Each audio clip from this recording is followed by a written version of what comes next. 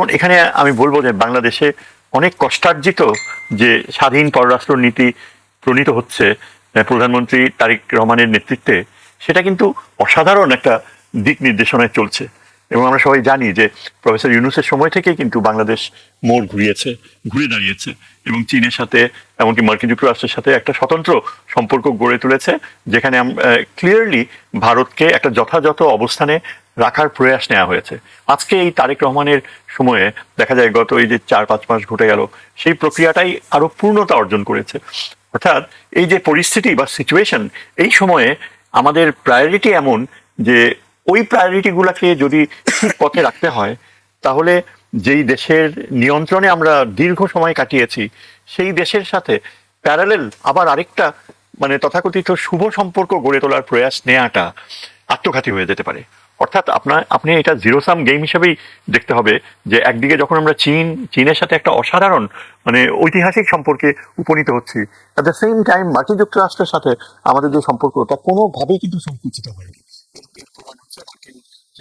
ঢাকায় রয়েছে তার যে বিভিন্ন ধরনের যে আপনার অংশগ্রহণ বিভিন্ন অনুষ্ঠানে, এবং তিনি যে কতখানি বোঝাহীন ভাবে ঢাকায় কাজ করছে, এবং এই যে যে গড় ঢাকা ছাড়ার আগে বলে গিয়েছে যে আপনাদের প্রধানমন্ত্রী তাকে ওয়াশিংটনে হাইয়েস্ট রিগার্ড এই হিসাবে দেখে। এবং এই যে অর্জনটা, এটা কিন্তু এমনিতে হয়নি, কারণ আমাদের এক অত্যন্ত দক্ষ পররাষ্ট্রমন্ত্রী যিনি কূটনীতির ক্ষেত্রে দীর্ঘ সময় কাটিয়েছেন, তার যে যে প্রধানমন্ত্রীর সহযোগিতার মাধ্যমে যে প্রচেষ্টা, সেই প্রচেষ্টার ফলেই কিন্তু আমরা এই এখনকার এই সিচুয়েশনে আমাদেরকে প্রায়োরিটাইজ করতে হবে মার্কিন যুক্তরাষ্ট্র ও চীন। এখন কোনোভাবেই যদি আমরা ভারতের আমন্ত্রণে বা ভারতের সাথে সম্পর্ক স্বাভাবিকীকরণের নামে, কিংবা ভারতের সাথে যে আগেকার অবনতিশীল সম্পর্ক ছিল সেটাকে জোড়া লাগানোর জন্য যদি প্রধানমন্ত্রীর প্রয়াস নিতে হয়, তার জন্য একটা টাইমিং থাকবে। কিন্তু বর্তমান সময়ে সেই যে সুতা জোড়া লাগানোর প্রক্রিয়াটা একেবারেই আত্মঘাতী হয়ে যাবে। এবং এটাই আমি এই যে তাত্ত্বিক দিকের উপর জোর দিয়ে বলতে চাচ্ছি যে ভারত হঠাৎ করে চীন সফরের পরে একেবারে ভারতীয় প্রধানমন্ত্রী অস্বাভাবিকভাবে বাংলাদেশের প্রধানমন্ত্রীকে দিল্লিতে নিতে চাইছে। কিন্তু তাদের যে একটা মস্ত বড় প্রয়াস রয়েছে, তাদের যে কি উদ্দেশ্য রয়েছে, ইনার এজেন্ডা আমরা বলতে পারি, যে একটা আমন্ত্রণটা হয়েছে not even as the prime minister of Bangladesh, তাকে আমন্ত্রণ জানাতে হয়েছে বিমস্টেকের চেয়ারম্যান হিসেবে। এবং এটা পৃথিবীতে আধুনিক কূটনীতিতে এরকম কখনো হয় না। যিনি প্রধানমন্ত্রী, তাকে যদি আপনি প্রধানমন্ত্রীর সম্মানে সম্মানিত করে আমন্ত্রণ না জানান, তাহলে কিন্তু প্রোটোকল ওয়াইজ ওই যে ওইখানে হেড অফ দ্য গভর্নমেন্ট যারা থাকবে, চীন, রাশিয়া সহ অনেকগুলো দেশ, আমাদের প্রধানমন্ত্রী তো তাদের সাথে একই অবস্থানে থাকতে পারছেন না। তখন তাকে হয়তো বলা হবে যে আপনি বিমস্টেকের চেয়ারম্যান, বাংলাদেশের প্রধানমন্ত্রী হিসেবে আসেননি, কাজে আপনাকে দ্বিতীয় সারিতে বসতে হবে। এখন চিন্তা করে দেখেন, বাংলাদেশের জন্য শুধু না, এই যে আমাদের নবনির্বাচিত অত্যন্ত পপুলার ভোটস পাওয়া প্রধানমন্ত্রী, তার পক্ষে এই অনিশ্চয়তায় যাওয়ার কোনো নিশ্চিত কারণই নেই। কারণ ভারত সফরে যদি যেতেই হয়, সেটা 6 মাস পরে গেলে কত বড় ক্ষতি হবে? কোনো ক্ষতি নেই। আমরা আমাদের স্বার্থে যাব ভারতে। বাংলাদেশের স্বার্থ হচ্ছে এখন সর্বাত্মকভাবে চীনের সহযোগিতার হাত বাড়িয়ে দেয়া, সেটা যেন কোনোভাবে প্রশ্ন সাপেক্ষ না হয়। এবং সেখানে যে কয়টা মূল উদ্দেশ্য রয়েছে, যে চীন আমাদের অত্যন্ত জরুরি আর্থিক সাহায্য দিয়ে আমাদের ডেভেলপমেন্ট প্রজেক্টগুলোকে এগিয়ে নিয়ে যাবে। তিস্তা ব্যারেজে সর্বাত্মকভাবে চীনকে আমাদের কাজে লাগাতে হবে। এবং সর্বোচ্চ গুরুত্বপূর্ণ জিনিস কাজ হচ্ছে যে ওই যে কুনমিং থেকে মান্দালয় হয়ে আমাদের কক্সবাজার পর্যন্ত যেন সড়ক যোগাযোগটা হয়। এগুলো সামান্য দেরি করাটা আমাদের জন্য আত্মঘাতী হবে। কিন্তু এখন আমরা জানি যে ভারতের স্টেটেড পলিসি, তাদের যে নিরাপত্তা উপদেষ্টা থেকে নিয়ে তাদের বিভিন্ন পররাষ্ট্র মন্ত্রণালয়ের স্পোক্স পার্সনসরা এই কয়েক সপ্তাহ আগে তারেক রহমানের চীন সফরের ঠিক পরপরই কিন্তু খোলাখুলি তারা বলেছে যে যে কোনো মূল্যে মার্কিন যুক্তরাষ্ট্রের সহযোগিতায় এই করিডোর চীনের সাথে সেটা আটকাতে হবে। ভারত মনে করে যে এটা তার জন্য একটা নিরাপত্তা হুমকি। অথচ বাংলাদেশের পক্ষে এটা হচ্ছে বিরাট একটা আর্থিক ও উন্নয়নমূলক প্রয়াস, যার ফলে 2 দিনে আমাদের কমোডিটি চীন থেকে আমাদের এখান থেকে চীনে চলে যেতে পারবে মাত্র 2 দিনে, এবং চীন থেকে এসেনশিয়াল কমোডিটিস বাংলাদেশে প্রবেশ করবে। সবচেয়ে বড় কথা হচ্ছে, আমার এক রণকৌশলগত বিষয়ে এক বন্ধু বলেছে যে আমাদের প্রায়োরিটি হচ্ছে চীনকে বাংলাদেশে স্থান করে দেয়া। সেটা শুধু ওই যে ওইখানে ইকোনমিক জোন বা বেস তৈরি করা তাতে সীমিত না। এই যে সড়ক পথে চীন আসছে, তার অর্থ হচ্ছে আমাদের নিরাপত্তা ও ভারতীয় হুমকি তার মাত্রা অর্ধেকের বেশি কমে যাবে। কেননা এই যে দেখেন ইরান যেমন মার্কিন যুক্তরাষ্ট্রের মোকাবেলা করতে পেরেছে, কেননা ইরানের সাথে সরাসরি চীনের রেল যোগাযোগ রয়েছে এবং ক্রমাগতভাবে ইরান সহযোগিতা পেয়েছে, চীনের সাহায্য পেয়েছে, যার ফলে ইরানের ক্ষেপণাস্ত্র প্রযুক্তি একেবারে অপটিমাম লেভেলে মার্কিন যুক্তরাষ্ট্রকে ঠেকানোর জন্য ব্যবহার করা সম্ভব হয়েছে।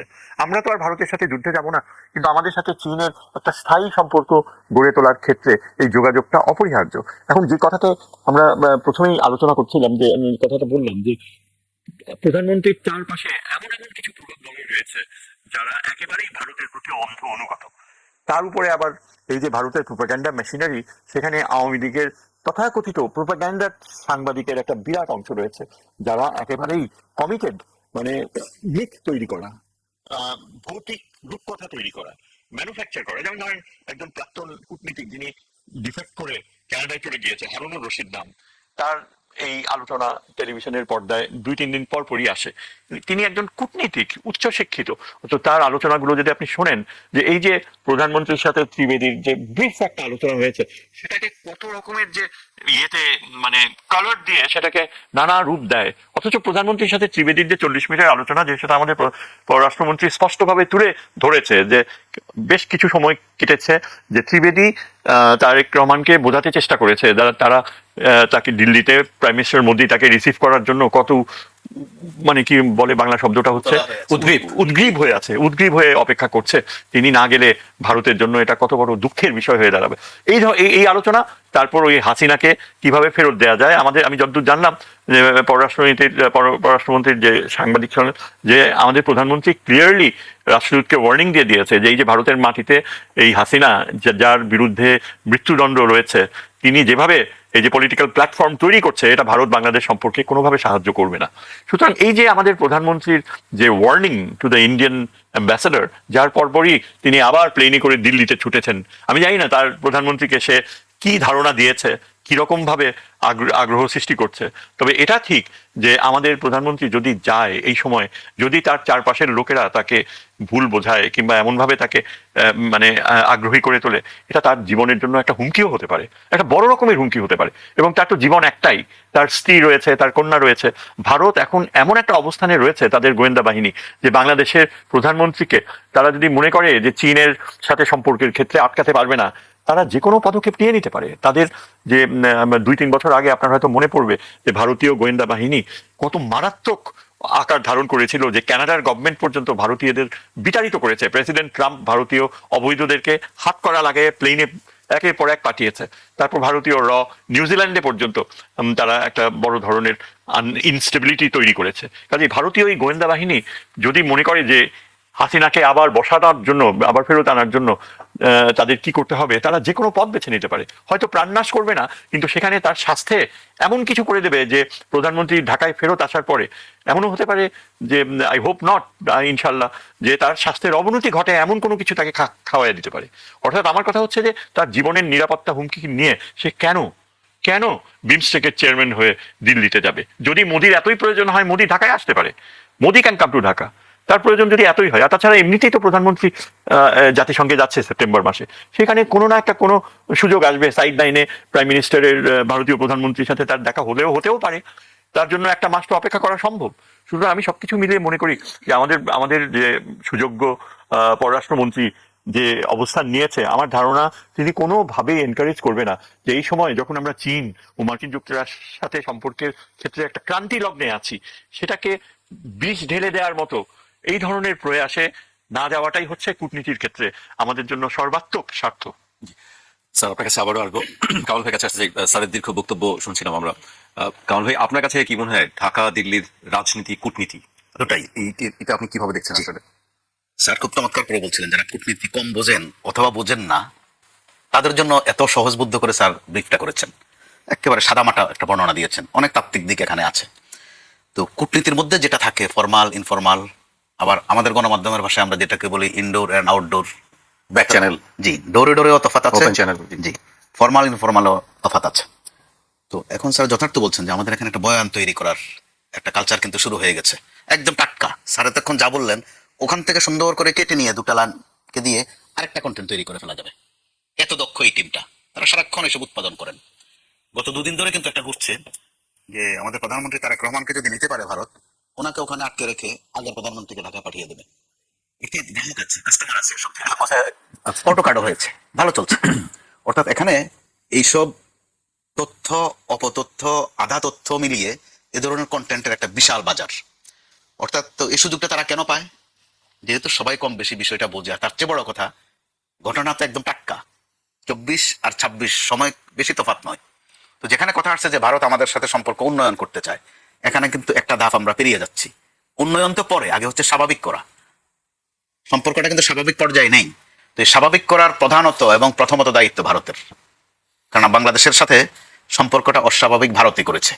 বিস্তারিত না গিয়েও বলতে পারি, আমাদের যিনি প্রধানমন্ত্রী আছেন এখন, মোটা দাগে এখন তিনি থার্ড ইনিংসে আছেন কূটনীতির প্রশ্নে। ক্ষমতায় এসে তিনি আগে কোন দেশে যাবেন খেয়াল করে দেখুন, এটা নিয়ে কয়েকদিন কিন্তু কথা চালাচালি হয়েছে। এরপর এখন আপনি তথ্যগতভাবে বলতে পারেন যে আগে তিনি মালয়েশিয়া গেছেন, আসলে ফাংশনালি আগে তিনি চীন গেছেন, মালয়েশিয়া হয়ে চীন গেছেন। তো মনে করুন শেখ হাসিনা যখন সর্বশেষ চীনে গিয়েছিলেন ক্ষমতা থেকে বিদায় হওয়ার কয়েকদিন আগে, তখন রাষ্ট্রীয়ভাবে বক্তব্য ছিল যে প্রধানমন্ত্রী শেখ হাসিনা যে চীন যাচ্ছেন এতে ভারত কিছু মাইন্ড করেনি। এটা জানানো খুব দরকার হয়ে পড়েছিল যে তিনি চীন যাবেন, ভারত এতে মাইন্ড করেছে কিনা। তো স্যার যথার্থ বলেছেন, ডক্টর ইউনূস আমল থেকে কিন্তু আমাদের কূটনীতির মধ্যে একটু ধারাপাতটা একটু একটু করে স্পষ্ট হচ্ছিল, খোলাসা হচ্ছিল। অর্থাৎ ইনডোর কমে গিয়েছিল, আউটডোরটা একদম পরিষ্কার। ডক্টর ইউনূস যে ভাষায় কথা বলেছেন একটু একটু করে বলতেন, এই সরকার এসে কিন্তু আরো পরিষ্কার করছে। তো প্রথম ইনিংসটা বললাম এই কারণে যে চীন সফর। এবার সেকেন্ড ইনিংস দেখেন, যুক্তরাষ্ট্রের যে হেভি ওয়েট কয়েকটা প্রতিনিধি দল আসলো, একের পর এক, কিন্তু প্রত্যেকটাই ভারী, হাই ভলিউমের। তো যুক্তরাষ্ট্র তার এখানে যে অবশ্যই এজেন্ডা আছে, অবশ্যই তার এখানে কিছু প্রোগ্রাম আছে। তো আমরা যদি কূটনীতির দৃশ্যপটটা দেখি, আউটডোরটা, আমাদের এখানে যিনি আছেন মার্কিন যুক্তরাষ্ট্রের কূটনীতিক, তিনি বেশ ফুরফুরে আছেন। তো তাদের ফুরফুরে আমরা কিভাবে দেখি? তারা কখনো রিক্সা চালান, কখনো নৌকায় ওঠেন, সর্বশেষ তিনি ঝালকাঠিতে গেছেন, পেয়ারা খেতে গেছে। আমরা যদি ওখানে কূটনীতি স্যার আরো ভালো বুঝবেন যে বডি ল্যাঙ্গুয়েজেও কিছু তথ্য দেয়। এবার থার্ড পর্যায়ে হচ্ছে এখন আবার জাতীয় সংঘ সামনে আছে, সমান্তরালে ভারত। তো ভারত আমাদের সাথে সম্পর্ক ভালো করতে চায়, এটা করাই তো স্বাভাবিক। যদি এমনটা হয়ে থাকে যে ভারত তার কৃতকর্মের কিছু অনুশোচনা করছে, যেটা তার পছন্দের দল আওয়ামী লীগ এখন পর্যন্ত করেনি, খাস পছন্দ, এখন পর্যন্ত কোনো অনুশোচনা নেই, কোনো ভুল করেছে ওই ধরনের দুঃখ প্রকাশও নেই। আর ক্ষমা তো আরো পরের বিষয়, ক্ষমা নাও চাইতে পারে, রাজনীতিবিদদের ক্ষমা চাইতে হয় না, আজ পর্যন্ত চাইতে হয়নি কারো। তো এরকম একটা অবস্থায় যখন শেখ হাসিনা আশ্রয়ে আছেন ভারতে, এগুলো পরিষ্কার, এগুলো কিন্তু গোপন তথ্য না। ভারত ওই সময় কাণ্ডকীর্তিগুলো না করলে হয়তোবা শেখ হাসিনা বা আওয়ামী লীগ ফেসিবাদের এই উচ্চতায় নাও যেতে পারতো, যদি সত্যিকারের হিতাকাঙ্ক্ষী হতো। তো এখন তো একটু একটু বলছে, ত্রিবেদী সর্বশেষ যেটা আমরা তার ব্রিফিং এ পেয়েছি, যে দুই দেশের জনগণের মধ্যে একটা বন্ধুত্ব তিনি দেখতে চান। এই তথ্যটা কিন্তু ভারত কখনো দেয়নি। তারা বন্ধুত্ব করেছে আওয়ামী লীগের সাথে, বন্ধুত্ব করেছে শেখ হাসিনার সাথে, এগুলো কিন্তু একদম প্রকাশ্যে। তাদের দলের সাধারণ সম্পাদক খুব গলা উঁচু করে বলতেন যে তলে তলে কি যেন আছে একটা, আর দিল্লি আছে, আমরা আছি, এগুলো প্রকাশ্যে বলতেন। তো আবার দীর্ঘদিন তো এখানে একটা বয়ান ছিল, বিএনপির কোনো কোনো নেতাকেও আমরা দেখেছি যে তারা তারেক রহমানের জন্য খুব ব্যথিত, কেন? যে ভারত ওনাকে চায় না, এই জন্য উনি আর কিচ্ছু পারবেন না।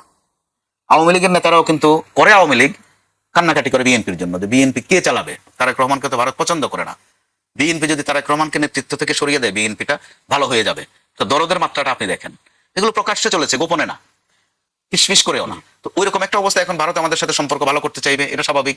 এবং এই ভালো করার যদি নিয়তটাও ভালো হয়, অথবা যদি এমনটা হয় যে কোনো কাফফারার বিষয় আছে এখানে, সেটাও ভালো উভয়ের জন্য। কারণ 5 আগস্টে এখানে পতনটা শুধু আওয়ামী লীগের হয়নি, শুধু শেখ হাসিনার হয়নি, পতনটা প্রকারান্তরে ভারতেরও হয়েছে এখানে। তো এটা ভারতের জন্য কষ্টের। এই কষ্ট এখন তারা কিভাবে মুছবে? ভালো হয়ে মুছবে নাকি কোনো দুঃখ প্রকাশ করে মুছবে? তো দুঃখ প্রকাশ না করলেও যে কয়েকটা তথ্য দেওয়া হচ্ছে এখানে, একটা হচ্ছে জনগণের সাথে জনগণের সম্পর্কের মধ্যে তারা রিলেশনটা আনতে চায়, এটা ভালো বার্তা। তারপরে ত্রিবেদী সাহেবকে এখানে দেওয়া হয়েছে একটা বড় রকমের এজেন্ডা নিয়েই, বড় অ্যাসাইনমেন্ট এটা তার জন্য। তিনি একাধারে কূটনীতিক, একাধারে আবার রাজনীতিক। আসার সময় স্থলপথ দিয়ে হেঁটে হেঁটে এসেছেন, আসার পরে পর্যন্ত দুবার গেছেন, দুবারে কিন্তু দৌড়ে দৌড়ে গেছেন, আসমান দিয়ে খুব দ্রুত আকাশপথে গেছেন। অর্থাৎ তিনি প্রচুর খাটছেন, প্রচুর পরিশ্রম করছেন। তো এরকম একটা অবস্থায় সম্পর্কটা যদি আস্তে ধীরে হলেও, ধীরে ধীরে হলেও অন্তত স্বাভাবিকতায় আসে, এরপর হয়তো বা আমরা সম্পর্ক আরো উন্নত হবে বা উন্নত করার চিন্তা করতে পারবো। স্যার যথার্থ বলেছেন, যখন গোলমাল পাকে তখন কিন্তু সন্দেহ স্বাভাবিকভাবেই বাড়ে। ভারত যখন আমাদের সাথে এখন ভালো ব্যবহার করছে, স্বাভাবিক সন্দেহ যে এত ভালো কেন, হঠাৎ করে এত ভালো কেন, এই ভালো ফেরটা কোথায়, কোন রকম ফের আছে কিনা, স্বাভাবিক বাংলাদেশ প্রশ্নবিদ্ধ হবে। আবার এখন যারা ক্ষমতায় আছে তারা তো একটা রাজনৈতিক দল, এই দলটার মধ্যে বহু দলের, বহু মতের, বহু বুদ্ধির লোকজন আছেন। ভারত প্রশ্নেও কিন্তু তাদের মধ্যে মতের ভিন্নতা আছে। যে ভারতের সাথে সম্পর্ক কোন মাত্রায় কতটুকু রাখলে ভালো হবে, অথবা কেউ কেউ বিশ্বাস করেন যে ভারতের আশীর্বাদ ছাড়া এখানে রাজনীতিতে টিকাটা বড় কঠিন, এখনো বিশ্বাস করেন। তো এরকম একটা অবস্থায় অবশ্যই সরকার যে অবস্থানটা পরিষ্কার করছে, এটা একটা উল্লেখযোগ্য দিক। কথাবার্তা কিন্তু একদম পরিষ্কার করে বলছেন, আমাদের পররাষ্ট্রমন্ত্রী কথাবার্তা একদম পরিষ্কার। স্বরাষ্ট্রমন্ত্রী নিয়ে কয়েকদিন একটু ধোঁয়াশা ছিল যে তিনি কথা পরিষ্কার করেন না কেন ভারত প্রশ্নে। বিশেষ করে তিনি ব্যক্তিগতভাবেও ভারত প্রশ্নে কিছু জায়গায় প্রশ্নবিদ্ধ, তার নামের সাথে একটা শব্দ ভারতের একটা জায়গার নামও উল্লেখ করা হয় বিশেষ কারণে। ওই জায়গায় তিনিও কিন্তু কথাবার্তা সম্প্রতি ভারত প্রশ্নে খুবই পরিষ্কার করছেন। তার মানে হচ্ছে বাস্তবতার এমনই এক নিষ্ঠুরতা যে এখানে আধা কথায় আর হচ্ছে না, ইশারা ইঙ্গিতের কথায় আর হচ্ছে না, জি। পরিষ্কার করেই কথা বলতে হচ্ছে, যেটা আমাদের পুরান ঢাকায় বলে যে ঝাড়া কাশি দেওয়া, যেটা বাংলাদেশ কাশিও পরিষ্কার করতে হবে। তার অবস্থানে স্পষ্টভাবেই বাংলাদেশ জানিয়ে দিয়েছে।